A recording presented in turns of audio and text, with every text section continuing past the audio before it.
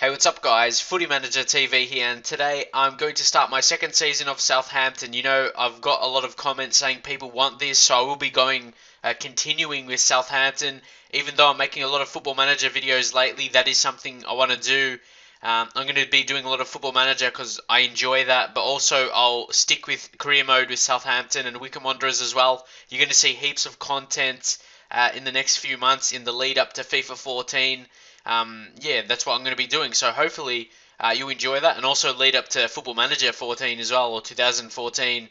Both games I want to basically do equally. So yeah, hopefully they'll be enjoyable. And also I got a new microphone, so the quality will be sounding a bit different. I'm not sure if it's better or worse. I guess I have to wait and see and find out. And also, I guess my voice might sound slightly different, as you would imagine with a different type of microphone. So hopefully it's all good and you enjoy it and all of that. But for now, focusing on what we have ahead of us. Our youth squad, only one player, Roberto Abruz SA. As you saw there, he's got very good potential, and that's really surprisingly, considering with the scout we have is one star scout. You know, I don't really expect anyone amazing from him, but of course, you always get a bit lucky there, and you'll find someone good. And really, it's like no risk and reward because yeah, you signed those scouts for really cheap. As you saw, whenever I signed him, I'm pretty sure he would have been like only like 61,000 or something like that, like the lowest possible, because yeah, he is the lowest quality scout. So I'm gonna be happy what I got from him. And here got the contract offer from India. No, thank you. I don't even know any players that play for India. So yeah. Anyway, moving on from that. As you see, last season, just recapping off that, we came 14th. I was fairly happy with that. You got to be happy with a team that was probably expected to come around the relegation zone to come 14th. But also, don't forget we won the FA Cup as well. So that's an extra thing I'm really happy with Southampton. I did not expect to win the FA Cup in the first season. That's a great achievement. And of course, for this season now, that allows us or qualifies us to be in the Europa League. So that's going to be so great for this career. And I'm going to have fun playing in Europe, and hopefully we can go far. And we definitely have high expectations. Again, I think we're expected to reach the semi-final or something. As you can see there, super season, I should say. And we finished mid-table, or that's the prediction or the expectation again, to come mid-table. So I think I can achieve that once again. They haven't really heightened our expectations, which I'm grateful for, even though we have some more money now to spend and improving players. And here, obviously, this takes a couple minutes here, so I end up skipping it. Going to the next part of the season right here, we have to advance. And yeah, leave your comments. What will be a realistic target for this season? Like overall league position, maybe in the top 10, top 8, maybe qualify for Europa League by position, a top 6. Leave your comments what you think is a realistic position. But I suppose you have to wait till my final signings, because there's going to be some big transfer news. I'm not going to give it away. I'm getting really close to it though. But we're going to make some. We're going to sell.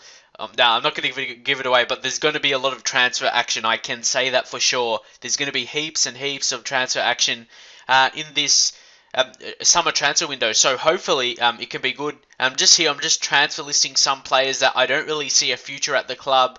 And either they're aging or they're a young player that's not good enough. Paolo Gazzaniga, he's probably not good enough. His best attribute is his kicking, and that's something like the goalkeeper kicking attribute is like least important to me.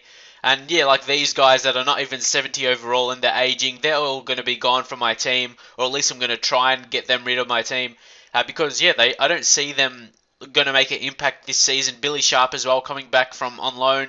Again, he's not really a FIFA player. Like he's got good all-round attributes, but he's not pacey or anything like that. So he's not like a FIFA player, like I said. Stephen Davis as well. He was solid last season. He's got well-rounded attributes. Can play in the center of the pitch or also out wide on the right. He's a solid player and he's got flair as well. So I think I'll keep him for this season. But Ricky Lambert getting 31 now. He was one of our better strikers last season, which really resulted him in not decreasing in his attributes. But next season, regardless of how good he would play, because he's 31, they always decrease when you get past 31, of course. There's nothing you can really do about it, no matter how good they perform. It's just the natural decreasing that they go through, unfortunately. Paradise, amazing signing, now worth 11 million. hopefully he can keep improving. And also, I finished off with that training session kind of thing. I'm just focusing that on the Wycombe Wanderers career because it's a bit hard to switch because then I have to change my team all the time, like in the settings and the player for the skill games and that kind of thing, and it will be way too much effort. So I'm going to focus that just for my Wycombe Wanderers, like Road to Glory. But now focusing on the free agents, everyone requests you to check those out, which I have done. And very interesting here, Giuseppe Vinci. It says he's 66 overall there, but when it says in the search results, it says 67. So I'm not sure what's up with that. Just another bug in the game, I suppose. His dribbling's already 70. For an 18-year-old, 4-star skills and 3-star weak foot, but low attacking work rate for an attacking player. That doesn't really make sense. There's not much players like that. I suppose there's only a couple in the game. I suppose someone, I'm not really sure who would have low attacking work rate for an attacker. But anyway, I'll move on from that and see if we can find any other free agents. Leave your comments if you think that 67 rated player can be good, or 66, who knows what he actually is. But here, Connor Cotterill, he's not bad physically with nice balance for a dribbler. And he's got 4-star skill moves, but only 1-star weak foot. That could cause some trouble when you need to pass on the right. So yeah, I'm not sure about him. Maybe I'll just sign him and try to develop him and sell him on for profit later in the career. Who knows? It just really depends how far I go with Southampton. And as I said, I'm going to be doing heaps of videos, so I don't want people to say like, because with Football Manager it's different to FIFA, because Football Manager I can play it and make the videos within 30 minutes, and I don't have to really edit it as much as FIFA and get my gameplay from the Xbox, obviously. So FIFA videos take longer to make compared to Football Manager. With Football Manager, I can just play the game and then make an update video every month or so in game. And yeah, that just takes about 20 or 30 minutes out of my day, which yeah is not much compared to FIFA. It takes a couple hours per video, so that's why you might see a lot of Football Manager videos. But FIFA definitely takes more efforts. But I suppose Football Manager, you kind of play it a bit more. As you know, it's more of a management game. So obviously this is like manager in career mode, but yeah, it's kind of a bit different. But anyway, again, you're just seeing there isn't so many. There's just a few, and then you start seeing below 60, and yeah, they're not really good enough. You got Matthew Robertson, but he got the 5-star skill moves, and yeah, he's very tall with 6'3", so he could be a very good right back. If it depends really if you use the skill. Myself, I don't use the skill moves so much, so it may not be something I will look for. So if someone has 5-star skills, it's not going to really make influence to me because I don't do skills so much, especially offline as well. I just like to pass a lot and that kind of thing. I'm sure you never really see me do skills in my career mode, so that's not something I will look for. And some tall goalkeepers there, going to look for a couple of those. With Artur Boric, have to find really another goalkeeper because he's aging and he'll start to decrease this season. This season I will look to sign a new goalkeeper, and not a young one like on these free agents, like a solid one that can make an impact straight away. As you can see right here, there's a lot of options. You got Bern Leno, some really good options there. Kevin Trapp, he's actually someone I'm going to have high interest in. Who knows if we're going to sign him or not. And also Rafael, the Brazilian, below him. There's a couple options. And yeah, you got Bauman there, Air Japes, David Ospina right there, 78 overall, 6 foot, he's a bit not tall enough for a goalkeeper in my opinion, or for my liking anyway. Like those Mexicans and that kind of thing, they're not really tall, and you kind of find smaller goalkeepers. So there's a few options. I'm not sure who I'm really going to go with right now. There's a lot of key options. In my head, I thought I would just go with the cheapest one. That was like the logical choice for me. But then there's Mattia Perin. This guy, he seems as the best younger option, only 20 years of age and 75 overall with the 81 reflexes. And also, this is not just for me. Here's like a list of goalkeepers for anyone else as well.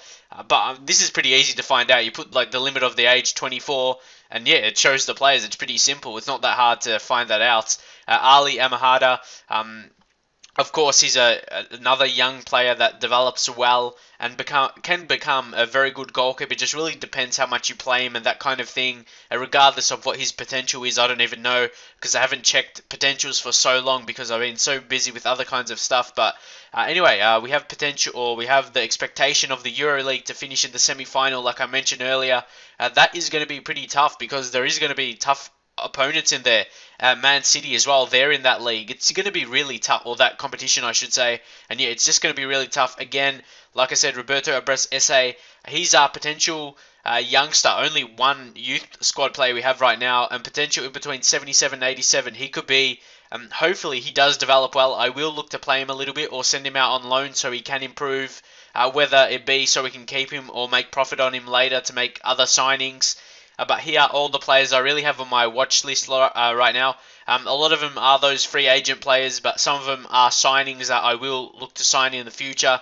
But most of them, like I said, they're just the free agents, and yeah, I'll be looking to offer them contracts. As you can see, Giuseppe Vinci, he's obviously the better one out of all of them, being 67 overall, 18 years of age. He could almost, and probably not just yet, maybe some like FA Cup matches, Capital One Cup matches, no other matches, because we still are a lower team in the Premier League, really, until our players improve a bit more. I'm going to probably play him in Capital One Cup. That's probably the only competition I would play him in. FA Cup, I want to try and win that again. That would be fantastic if he could retain that title, but it's going to be hard, obviously. We had a bit of luck along the way with easy draws, kind of. Chelsea was the hardest team who we played in the final. Other teams were really fairly easy. So here I'm just going to keep offering these contracts to all those free agents that I shown you earlier, and obviously some more as well. I didn't show them all, obviously, because with this I approached a lot of players. I did a lot of discussions with a lot of players, but I'm only going to show players that I did end up getting, or I'm not going to show players that I didn't end up getting, I suppose. Yeah, that makes more sense. I'm not going to show you like negotiations between someone I didn't end up getting. It's just a waste of time, in my opinion. So anyway, that's pretty much it for now. I'm starting the second season of this Southampton career.